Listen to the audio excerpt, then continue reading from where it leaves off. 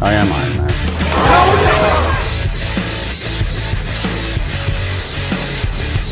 Hello there.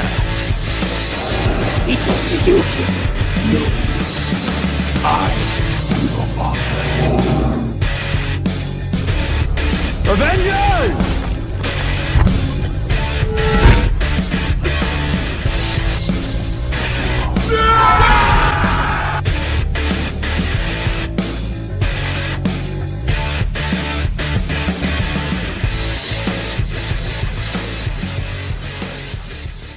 All right, Stars of Marvel, Obi-Wan Kenobi finale.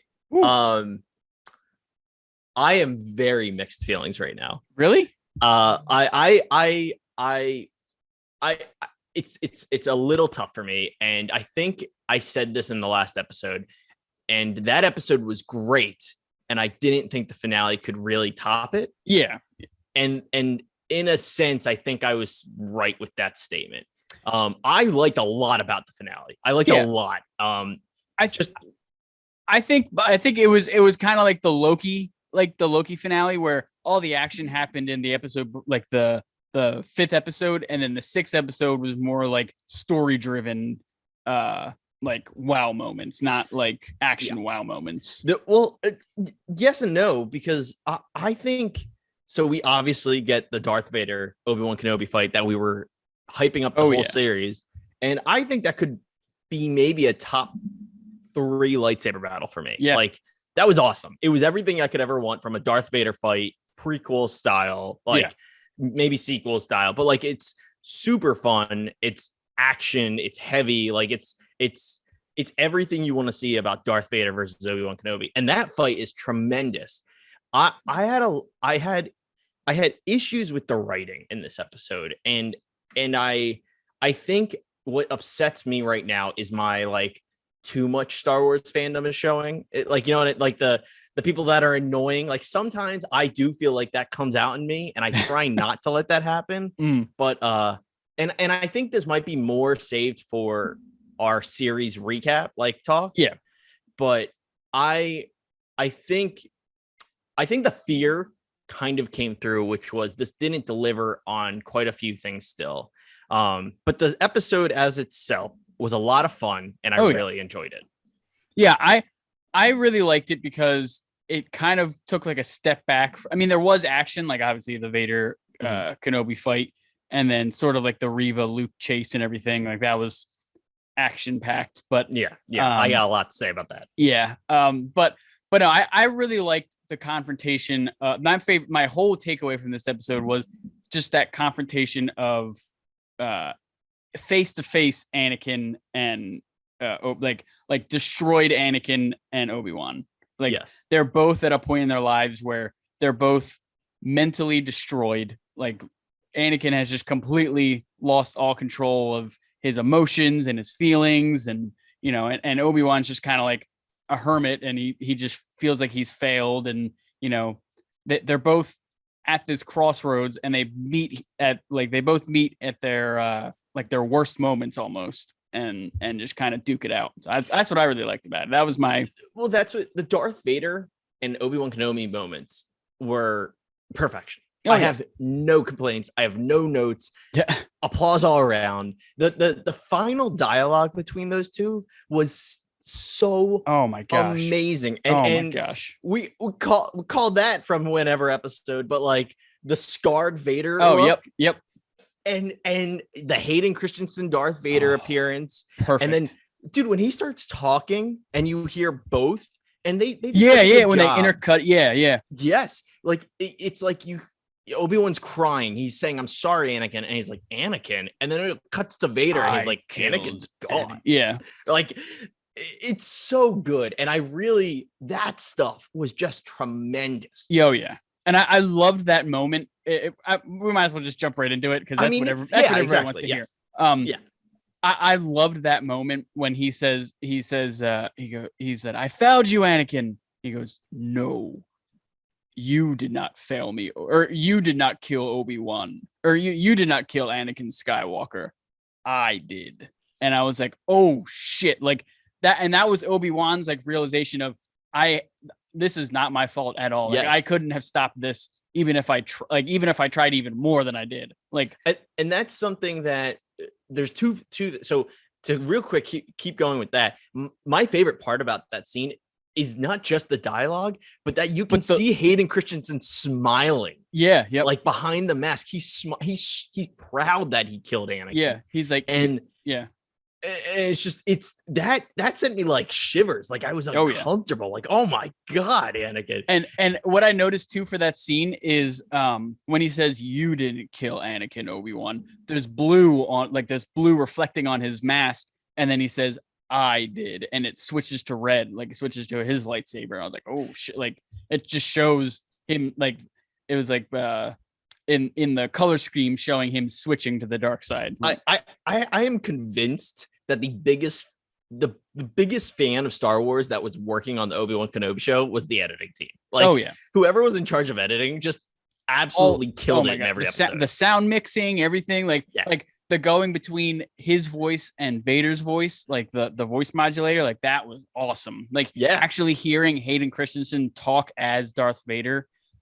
Like it was so cool. And I think another thing, like you were saying with that is that, so like that's what Obi-Wan's like, oh shit moment, right? And that was something Nick and I had talked about before.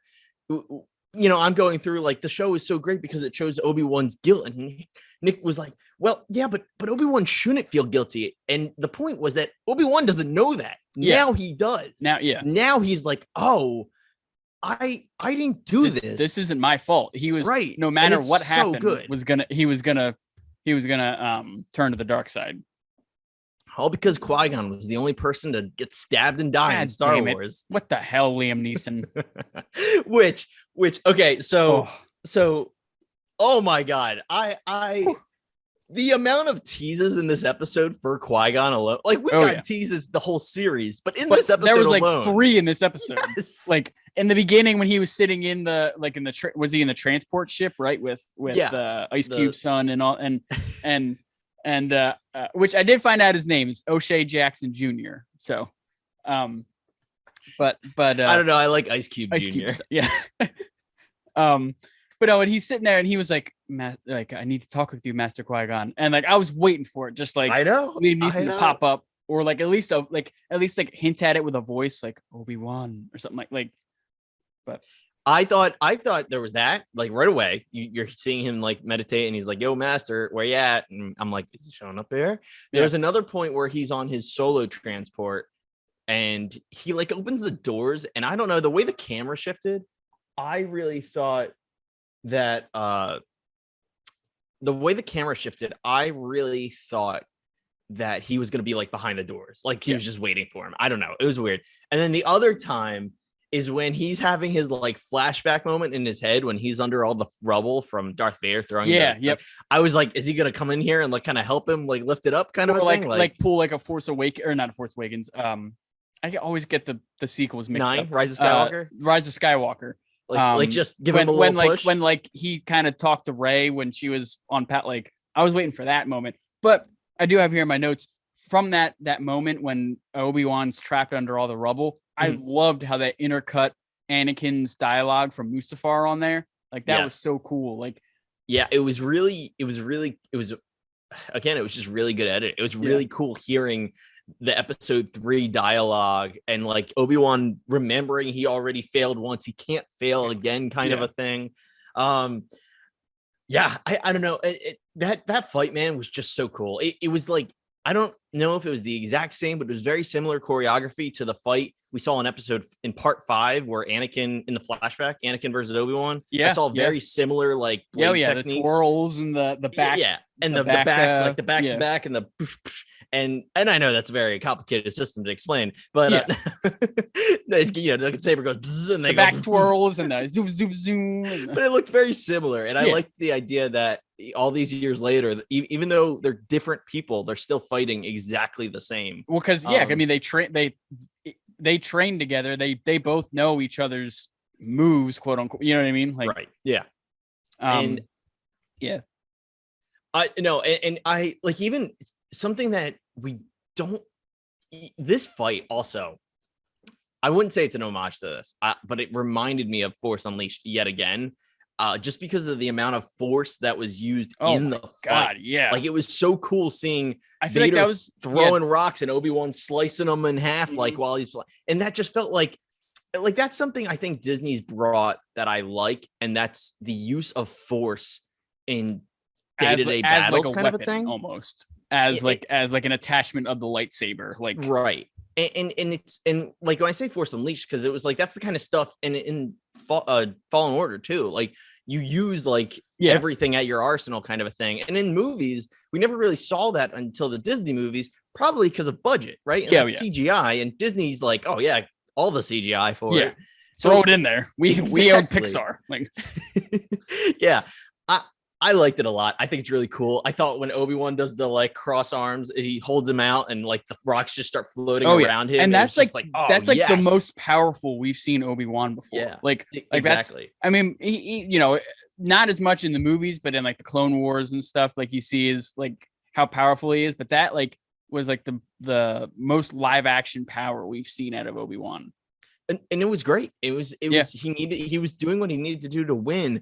The funny thing being, do you think I should mute my computer?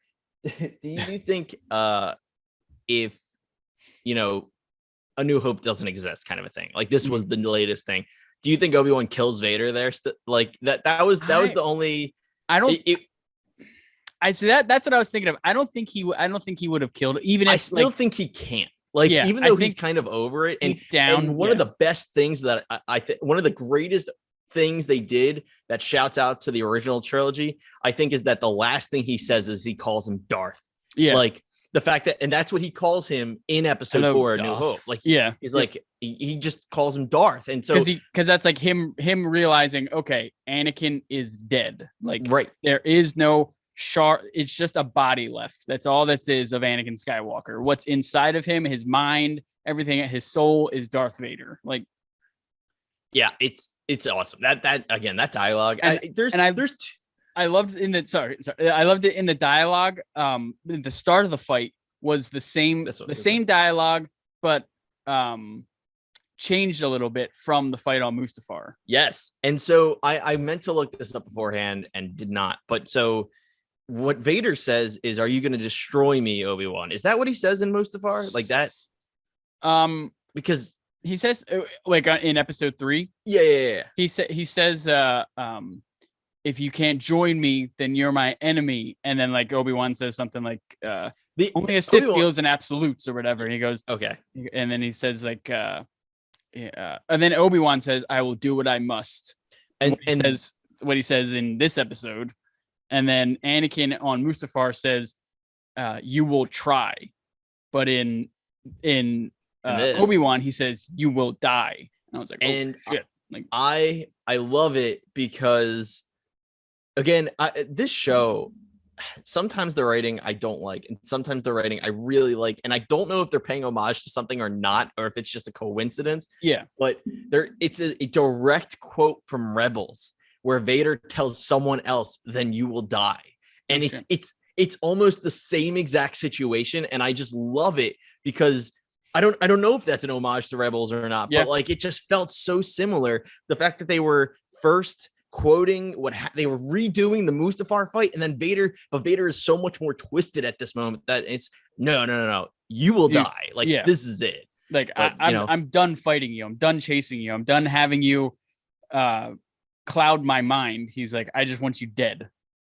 Which to fast forward even more, jumping around still, but you called that. I again did not see that cameo coming. Emperor Palpatine showing up. Oh yeah, I literally have here. I was like, well, no, that's for another one. But I just put, yes, we got an Emperor cameo. It was great. I loved it. Dialogue nails it still. But I love the idea. I think you called that cameo a mile away. But I feel like I was right in the sense that Palpatine was the one that was like, are you gonna let Obi-Wan cloud your mind? He was questioning his loyalty almost. Do you still have feelings for your old master, or are you gonna serve me?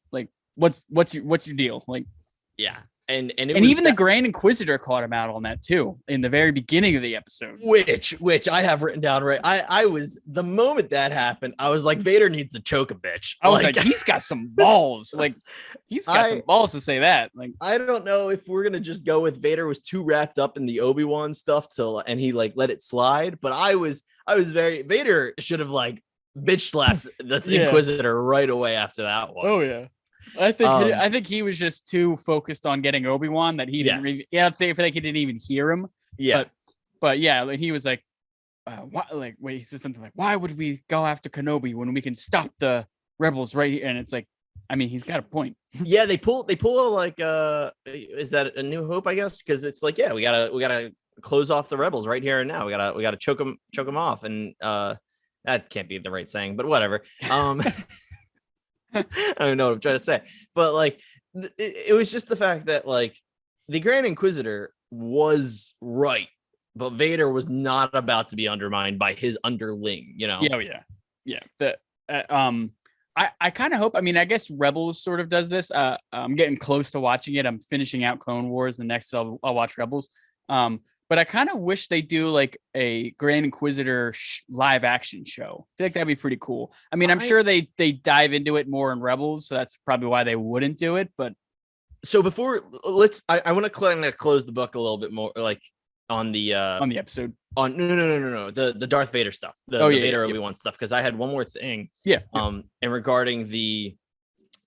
Okay, so we talked about the previous the fight dialogue. We talked about the end dialogue a lot, but like. The other thing was that I think I said it before. The "then you will die" is definitely, it's the exact same quote Vader uses in Rebels. But we've already talked about before the helmet slicing thing too. It was the exact same thing that it was similar to something that happens to Vader in Rebels, and I just really appreciated. There's a lot of this on Twitter right now, probably a lot of it in a lot of places, but like. The parallels between the Obi-Wan Kenobi show and Rebels, the actions of Darth Vader. And I really appreciated that the idea was that was the closest Obi-Wan could ever go to defeating Vader. And so is like what happened in Rebels. Like no one could ever get further than just partially exposing Anakin. Yep. Whereas Luke in episode 6 is the only one that can actually remove that helmet. And I think that's I don't know if that's us looking into it too much and enjoying it more than but I mean, it's a good point. Like I mean, no one else but Vader takes off that or shows his, you know what I mean? Shows his face. Right. But Luke is the only one that to be able to show Anakin, you know what I mean? Exactly. So going back, okay, so now I just wanted to get that off before I forgot that I wanted to say it. Okay. But so the episode as a whole, one of the reasons, like I instantly griped a little bit. Now we kind of talked about like, okay, Reva obviously survived in part 5. We knew, I was like, she's going to Tatooine to piss off Obi-Wan, right? Like that's got to be her goal. She starts off the episode in Tatooine. Yeah. How the hell did she get did she beat anyone out? Like she got off the planet while they were chasing each other in orbit and light speed to Tatooine, and like I don't know, that took me out of it like right away. And that was like as soon as we got back to the Vader and the Obi-Wan stuff, I was okay, because I was like, okay, this is what matters, this is the stuff that's important, this is the stuff I like. But honestly they could have just cut that scene out, like her asking like I need information of, they could have just cut that out and just shown Reva showing up to the Tatooine farm. Like, yes, that would have made so much more sense. Her showing up to the farm, like post, and it didn't have to be like, I don't know why they coincided that with the Vader fight. Yeah, I think that should have been just a follow up, like just have like it did Obi-Wan leaving the planet, and he's like, oh shoot, Luke, and then you show Reva threatening the farm, like. That would have been okay, because the time I would have been like, oh, by that point, I'm sure she could have got off planet, light speeded, got to Tatooine. Yeah. I don't know. It being the first thing I saw just took me out of it in the moment. And that was kind of the gripes. I guess the thing I don't want to say is that the writing for Reva's plot in this part really just irritated me. Yeah, it was basically just a way for them to bring Luke into the show, which I was fine with, but I just felt like they built Reva up Yeah. And I liked I've liked her all season, right? Mm-hmm. But then she didn't deliver in the final episode to me. Like, yeah, no, I mean, and you did kind of call her turning though. You did, yeah, you did call that. It just look. I'm gonna be that guy. I'm gonna be that guy right now. How the hell did we have 4 Inquisitors and not one of them had a lightsaber fight? I know. Not one lightsaber fight. That especially like the Grand Inquisitor versus Reva or something, or like that would have been. I feel like it was just Disney like, hey, remember these guys from the cartoon? They're in live action now. Take a look at them. Have fun. The promotion of this show emphasized things that I felt like they just shouldn't have emphasized. Yeah. Like, I think they focused on the Inquisitors just to keep Darth Vader a secret, but he wasn't a secret because you were shoving him down our throats with Hayden Christensen. Yeah. And then you focused on I don't know. You focus on Qui-Gon during the whole series to have him be the most very end credit, like the last thing of the show. And the lines they have with each other almost made me want to like slap the TV. It was good. It was actually very funny. I did like, but it was just wait, what was it? It was Obi-Wan goes, I'm starting to think you want to show up. And I just, every fan right like, there, just, yup. Yeah, that's exactly what we were thinking. You waited till the last possible second for both things. But that being said, Liam Neeson, Qui-Gon Ghost was perfect. He was still a sassy son of a gun to Obi-Wan. Yep. Like this only line, and he's like, "You got a lot to learn. Let's go." Like, what? You old man, keep it moving. Like, and I mean, one thing I wanted to mention too, just before, like about the Vader and Darth Vader and everything. Oh, yeah. I always forget. I mean, I always forget that it's Anakin in the Darth Vader. They did such a good job at creating that character that you forget Anakin Skywalker is Darth Vader. He's just a complete, and I just put that, and I was like, you forget that it's still like just old Anakin Skywalker, a little bratty pod racing, kid, and he's just got a fancy suit and just has a bunch of hate now. Like, it's literally the only difference between, I mean, he doesn't have arms and an arm and legs, but he doesn't have any arms or legs. But no, I agree. I think the show did it's something that the comics do really well, is they really draw the line between Vader and Anakin. And I think this show, it might not have been exactly what people wanted between the prequels and the original trilogy, but I do think it did a good job of separating or drawing the line between Anakin and Vader. This show, they are different. This show introduced me to something I had no idea before is that nobody knew that Vader was Anakin. Mm-hmm. I always thought that was known in Star Wars, that Anakin turned. I thought everybody knew Anakin Skywalker turned into Darth Vader. I didn't know that it was kept a secret and only like a handful of people knew, and they just thought that Vader was some other dude. So yeah, it's a fun little Easter egg, right? Like, it's fun to think about who does and doesn't know who knows who Vader is. Like a good example, I think this is the correct information, but the Grand Inquisitor, right? If I remember correctly, he was a Jedi Temple guard. So he was a Jedi. He was a Temple guard, which meant he wasn't like a Grand Master, but he was not like, I don't know what the ranking is for that kind of thing, but he worked at the Temple, and I know he didn't like Anakin. Yeah. And for whatever reason, he turns, right? And Vader recruits him. And one of the reasons Vader recruits him is purely out of spite.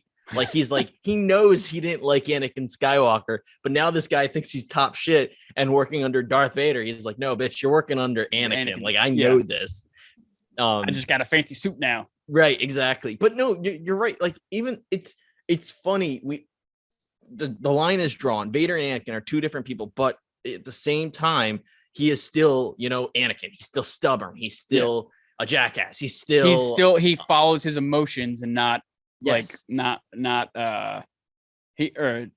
all he does is follow his emotions, is what I mean to say. Like, he doesn't follow the plan that would be better for everyone. He follows what's better for him. And the thing between Vader and Anakin is that, like, Anakin would have his emotional outbursts, right? Almost his anger release, but then he would try to rein it in because he was brought up by the Jedi. He has that like capability, but as Vader, he just goes tantrum mode, man. Like he just lets it go. Like I thought it was great that the last thing, well, it's not the last thing we see because we see him talk to the Emperor, but the last thing of the fight that we see is broken down Vader just yelling out Obi-Wan's name. Mm-hmm. And it's just so, I don't know. It was like satisfying. Like it just felt like it. He still isn't satisfied that Obi-Wan isn't maimed or dead. You know what I mean? Like he wanted either him to be in as much pain as he was that he caused him, or just kill him. And now he's kind of like, well, that's gone. Yeah, exactly. It's gonna be, and obviously will be, like, it's just his hate for Obi-Wan must drive him through the next 10 years or 8 years or whatever it's supposed to be. Like, and even though like the Emperor has him like put it away in a pocket somewhere, kind of a thing, like put it in the back of your head, he's gonna sit there pissed off and just thinking about it. Yeah. Exactly. And he's gonna sit there on his little castle his castle throne over the lava, and he's just gonna be pissed off forever. And it's just kind of like, again, like the show wasn't perfect, but like I love the depiction of these characters at the end of the day. They did a very good job of pretty much depicting everyone. Yeah. And like, even okay, so to go back and forth, like the Reva stuff, to finish that off. Yeah. Like, so we get Reva at Tatooine. She goes to the farm. We get Owen and Beru. Yep. Beru. Mm-hmm. Owen and Beru, they're great. I still love their actors. They did a great job. I'm glad they brought both Joel Edgerton and the actress that plays Beru back too. Which is and they did awesome. And them defending the farm is great against Reva. I just felt like that scene, all that stuff was just so forced. It felt like I feel like there could have been a more satisfying way to conclude that. And I don't know, something about that just it didn't sit well with me. Like why didn't they shoot her when she was running after Luke? Like, that didn't make any sense. They showed they were still okay. Like she just outran them, and like they have, like, even if they're missing their shots, why aren't they shooting at her? Yeah, exactly. Yeah. I really did like, though, the scene when Reva was contemplating that was awesome. Luke down, and like it was flashing back between her, like it would be him, and then it would flash her for a second, and then like showing her in the Jedi Temple. I did like that, of kind of like, if I do this, I'm gonna be no better than Anakin Skywalker. Like I'm gonna,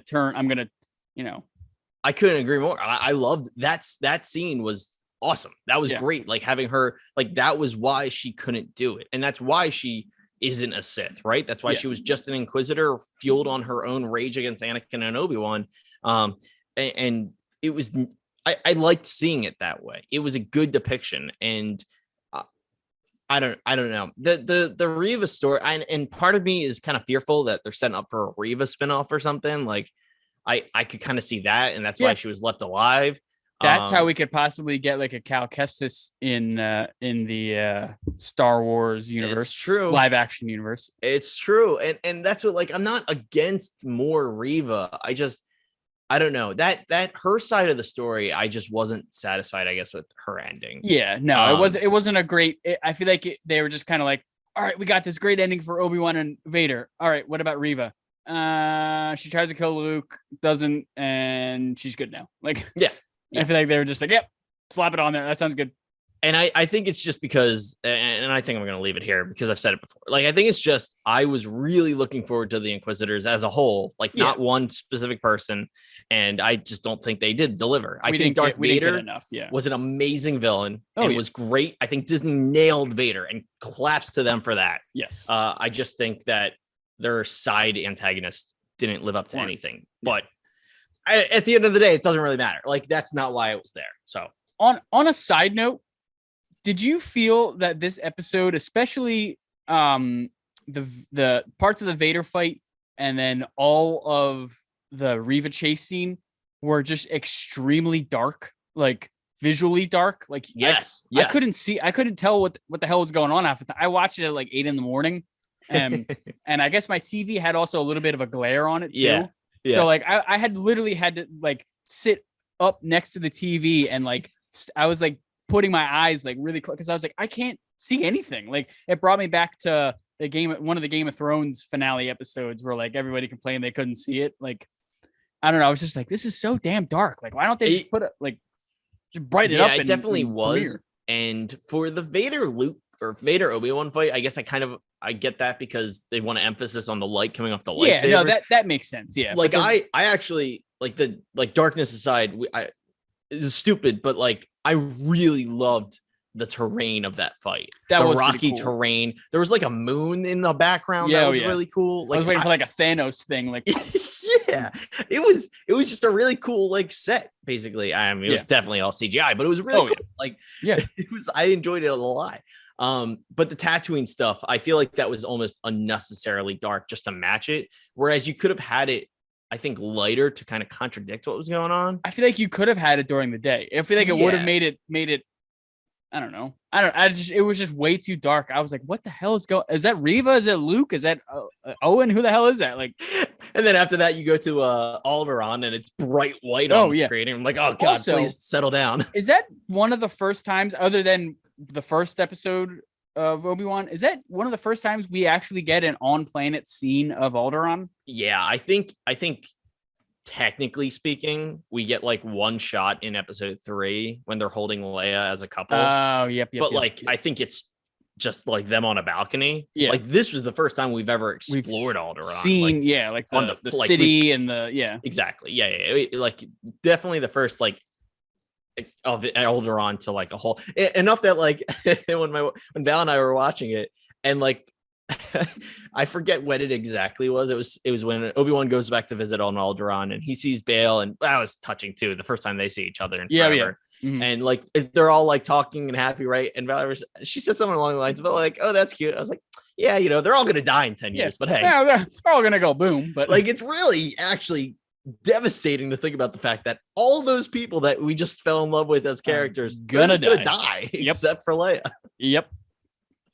Yeah, but I was like looking at it and I was like, I'm pretty sure this is like the first time we've seen Alderaan not being exploded. Yeah. Yep. Exactly. Great planet. I had a thought the other day. I was like, someone should make a hot sauce called Alderaan, and just the tagline be, "It's so good it'll make you explode."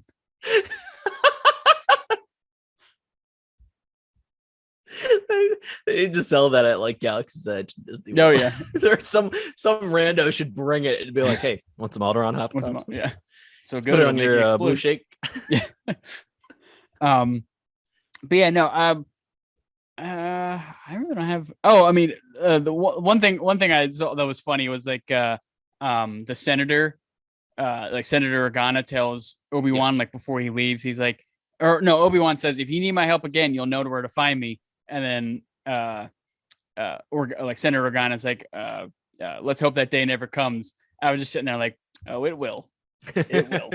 Yeah, I actually really liked the end dialogue between Obi-Wan and Leia. I thought it was really cute and enough to kind of like sew the pieces or put the pieces together. Like, Obi-Wan, he says, if you ever need the help from a tired old man, so help me, Obi-Wan Kenobi, you're my only hope. He says, we can't talk about each other to anyone, and that's definitely them trying to like cover up. You can't talk about me. I can't talk to you. Yep. Blah blah blah. Which was fine enough. But something else I really liked, and I can't take credit for it. Saw it on YouTube. Don't know whose it was, but like I really liked the idea that another little bit of Star Wars retconning happening here. Like original series in Return of the Jedi, Leia describes. She remembers she knows bits and pieces about her parents, right? Or she remembers bits and pieces about her parents, which doesn't make sense because she was born and then Padme died. Yeah. Which was a George Lucas, retcon. But now in this, Obi-Wan gives her like, these are things about your father. These are things about your mother. And I don't remember exactly what Leia says in Return of the Jedi, but I'd like to think that was them trying to be like, that's why she knows parts of her mom. Exactly. Yep. Yeah, I really like that Obi-Wan was like, hey, you have your mother's traits and your father's like that's where she gets her like, tenacity and her wanting to, not being afraid to do anything is straight up Anakin. Like, yeah. It was. I think they did a good job of that too. Like, that's more serious recap stuff, but like Leia was a good character. I thought. I think we saw more of her than I expected, but I liked her. I liked having Leia in the show. Yeah, yeah. It was a good add-on that they didn't just make it all about Luke. Like they made it more about saving Leia, and because I mean, when you look at it in the original trilogy, more than not, she's more characterized as a damsel in distress. I mean, look at the freaking poster behind me. Like, what is she dressed as? Like, yes, that was definitely like peak 70s, 80s Star Wars. Yeah. One thing I wanted to ask, I just completely forget, and I wanted to see. I didn't feel like researching it, and I wanted to see if you knew too. Who are Owen and Beru to Luke? Like, what's their like? Are they Obi-Wan's relatives, or are they Luke's? No, like, so I think he just knows them as his aunt and uncle. Like, I don't think there's canon that explains beyond that. I would just assume they think that. So Owen, we were talking about this yesterday. So Owen is like Anakin's brother-in-law, right? Like they're not actually brothers, but is it Padme's? No, so it's Owen is the son of the man who marries Anakin's mom. Oh, okay. So they're not. That's what I was wondering. Like how stepbrother. Okay. Stepbrother. Okay. Yeah. That's what I was wondering. Like, how is he? Like, why did they choose them? Like, did they choose to? Like, I remember them like getting delivered or not like delivering Anakin to them at the end of episode 3. Here's a baby. And here's a baby, and I don't know you. Have a good day. Like, thank you very much. Yeah. So it's basically Anakin's stepbrother. Yeah, in Attack of the Clones, when Anakin goes back to Tatooine, he finds out that Shmi, his mom, was kidnapped by the whatchamacallit. But that was after she married Raiders. Yeah, Tusken Raider. Thank you. She marries what's his name, who has a son, and it's Owen. So Owen is Anakin's stepbrother. Gotcha. I guess I forget like from episode. I haven't watched the prequels in a while.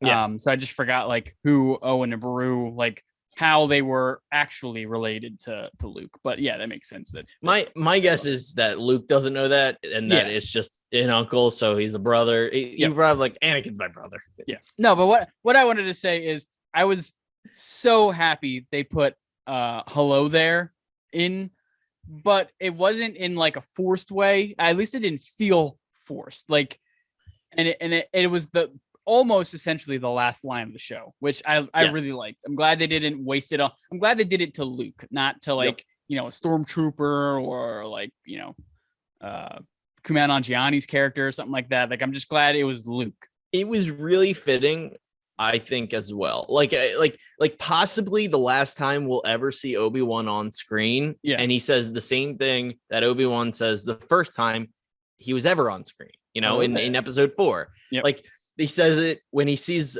R2-D2 for the first time in A New Hope. And then he says it, and then Ewan McGregor says it hilariously in the meme format of episode 3. And it was just, it was like a fun little thing that they did it in a way that was like, oh, that was cute. And he said it cute because he was talking to little Luke. Like it was good. I liked it a lot. Yeah, it was a good sort of full circle on that line. Yeah. Isn't that? Oh yeah. Yep. No, I was just gonna say, like, isn't that kind of crazy to think about? Like, we probably won't see Obi-Wan again. Probably not. Yeah. Which is okay too. Yeah. Like, I think that's an okay thing. He's done the character for what, over 20 years now. Yeah. I mean, I know there was a long gap there where he wasn't being Obi-Wan, but I mean, episode 1 came out in 1999, and I believe, right, 1999. Yeah. Episode 1 was 99. Yes, correct. Yep. That's wild. So he was filming in 98 at the latest. So he's been doing the character for over 20 years now. Yeah. But and then of course, I mean, I literally just have in my notes here. I'll put it to the camera. It's blurry, but it just says Qui-Gon and like a million exclamation points. I was like, oh, Qui-Gon, we got him finally. Like, it was just a fist pump, like, yes, finally. Yep. Like he's in it. And the delivery was so like, it was a good, like the funny thing too is the placement was perfect. Yeah. It really does like the idea that Obi-Wan is back, right? Like he's no longer just Ben. He's going to try and like he's still going to be Hermit Ben. Like, that's who he is, you know? Yeah. But like, he's also maybe going to help out here and there. He's got his lightsaber on his hilt now, maybe, but he's going to keep in touch with the Force and train. Yeah. And how better than to have Qui-Gon show up then and be like, you ready to keep going? Like, well, it was almost like Anakin was holding him back from using the full potential of his Force again. Like, once he let Anakin go, then like it all just kind of came back, and then he could see Qui-Gon, and then, you know what I mean? Like, I definitely take it as his fear was holding him back. You know, fear is what leads to the dark side, and he wasn't by any means connected to the dark side, but it was holding him back from accessing the Force. Like, correct, fully connecting himself with the Force, and by letting go of that, because he's let go of Anakin finally and fully embraced Darth Vader. I take that as, he's Obi-Wan is not free of him actually, but he is mentally free. Exactly. He now realizes, he now realizes Anakin Skywalker is no longer his problem anymore. He's no longer a person anymore. It is now Darth Vader. Like, right. And exactly. He just kind of came to terms with it. Like, there's nothing I can do. Like, there's nothing I could have done. There's nothing I can do. Just, I'm going to be a little hermit in the desert. Like, and dude, Qui-Gon just looked perfect. He just looked perfect. He delivered perfectly. Even like, I mean, I know they can do like makeup and de-aging stuff, but even so, like, Liam Neeson looked great. Like, he looked great as, like, it looked like Qui-Gon from episode 1. Like I assume it was a wig. I assume makeup's involved. You know, he is also light blue because he's a ghost. But like, at the same time, like it looked good because Liam Neeson's old as shit now. We haven't even seen him since 1999. Yeah. But I thought it was great. That was a good way to kind of finalize the show. Yeah. I also would like to point out, most faithful pet ever is whatever the hell that thing is Obi-Wan's riding, because he's gone for like a week. And who knows if anyone was feeding him? Oh yeah, and it's still there. He's just eating dirt and rocks and stuff. Like, probably hates Obi-Wan. Like, all right, well, this guy gives me damn like it, you're back flesh every day. Yeah. You're gonna put your entire house on my back today? Come on. I'm not a goddamn U-Haul truck. Like, what the hell? But no, I appreciate it. I think ending on Qui-Gon was great. Yeah. I thought it was well delivered, and it was just, oh man, it was just the fact that we were teased that for 6 weeks, 5 weeks. Like, almost every episode, he had a moment where he was either meditating or even saying, Master Qui-Gon, I need your help. Where are you, Matt? Like, I believe part 4 and 5 are the only ones that don't have him go like, Master, I need you, or what can I do? Like, I think at least one of those, if not both of those, he doesn't say Master. Like, and it's so that's over half the show. He's like, they're teasing calling out. Yeah, I mean, like they teased it in the first episode. Like, that we even said it like in our first breakdown. We were like, he's gonna be in the show. Gonna be in the show. They can't have an Obi-Wan show without Darth Vader and without a Qui-Gon Jinn appearance. Like, see, that's the funny thing is I never would have assumed Qui-Gon. And it wasn't until they teased it, I was like, give it. I the whole time I was thinking, I was like, we're at least gonna get a glimpse of him because they mention it at the end of episode 3. Like Yoda says, hey, you know, this guy. Hey.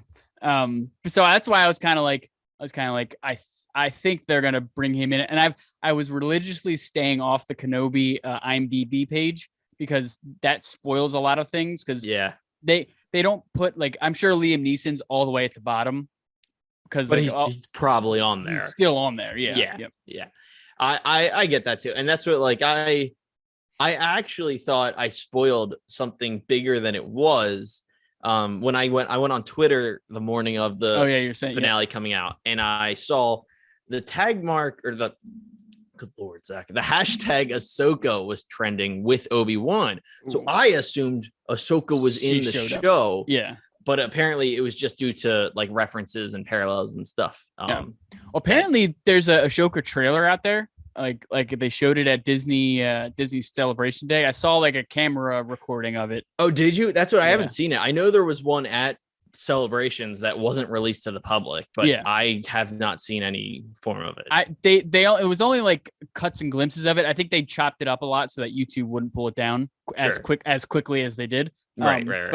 But the only thing I saw. Do you want me to tell you what I saw, or do you want go for it? Yeah. The only I thing feel like I read it. I just didn't see it. The only thing I saw was the Jedi robot, the one from Clone Wars, the one that's on that ship that train. I just watched the episode actually. The one that trains the Padawans to build their lightsabers. I know the episode you're talking about, but I don't remember a robot. There's like about the one with the younglings and Ahsoka's with Yoda. Yeah, yep, and they have to find their kyber crystals and everything. Yeah, when they go on the ship, there's like a robot that helps the younglings build their lightsabers. Okay, I kind of remember he was in the that's cool. in the trailer. See, that's that Filoni stuff. Filoni, man, his consistency is crazy. Make him the Feige of Star Wars, and we'll be good. Please do. Filoni forever for sure. Oh yeah. Hashtag Filoni 2024. I don't really think I have anything else to say on the finale. Yeah, no. I'm gonna save a lot of points we're gonna be doing a series recap. Correct. And that will also be including Zach's brother Nick, and hopefully that's what I didn't actually invite him yet, but hopefully Nick, if you're listening, this is an open invitation. Same thing to Nick Calandras, our friend Nick. Also, this is an open invitation if you are listening. I didn't ask you either. But, nope. But we'll see if we can get them on, and maybe we'll see if there's anybody else we know that are big Star Wars fans that would like to recap. I'm very curious what I'm very curious on both of their opinions on the show, because I don't know. It'll be a fun conversation. I'm excited for that. It'll be neat to have like kind of a back and forth with the guys about the whole thing. Oh yeah. I had something else to say. I can't remember, but yeah. Thanks everyone for listening and watching, whether you're on podcast or on YouTube. If you haven't already, make sure you subscribe to the channel for more Stars and Marvels episodes. Weekly updates we'll definitely, like we said, we're going to do the series recap. We're going to keep doing Miss Marvel episodes, which I'm going to save my thoughts on, but like very mixed feelings on part 3. It was good and weird. Definitely not what I was expecting, but it was interesting, but I'm still kind of I'm in. I'm invested. So Stars and Marvels. Miss Marvel coming out soon. We'll have the Obi-Wan recap. We'll get into more Star Wars after that. We'll figure it out, and eventually we'll have Andor at our. That's 2 months. August, I think. Yeah, that would be that. Yeah, so less than 2 months. That's it for. I mean, unless you got anything else, I think that's it for. Smash that like. There we go. Remind my editing self to put that right. All right. I'm done. All right. Thank you, everybody. We'll catch you on the next one. See ya.